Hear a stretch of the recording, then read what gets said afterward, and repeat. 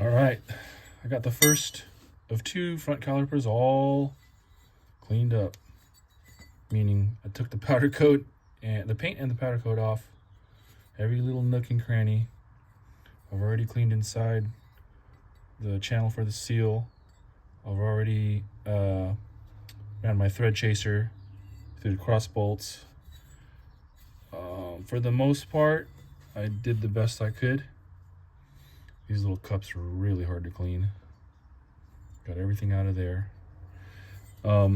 Still haven't decided if I'm going to paint or powder coat these, but I mean, I came this far, I might as well try to do them right, which in my mind would be powder coating, but we'll see. Was able to get these threads cleaned up. Let's see here. Look at how nice these go in. 1 second.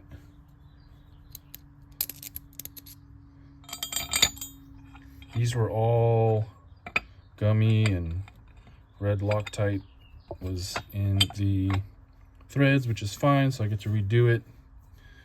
But I went ahead and I cleaned this whole thing up. Look at how nice that goes in there. Not one hang. Beautiful. So this one right here.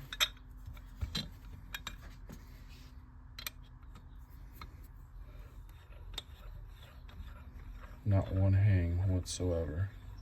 Clean. I mean, these might as well be new. And 2 more on the outside. Look at how clean I got that face. I think when I mask these off, whether I powder coat or paint, I'm going to mask off this edge right here so that there's no powder coat on there.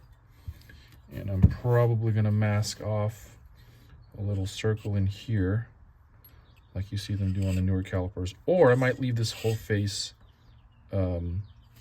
raw, like silver. I'm not sure yet. But super happy to finally get this done. I was missing a washer here, so I'll be sure to replace that. I got a washer right there. Just getting these hand tight for now. Super clean, not one hang up whatsoever. Look at that.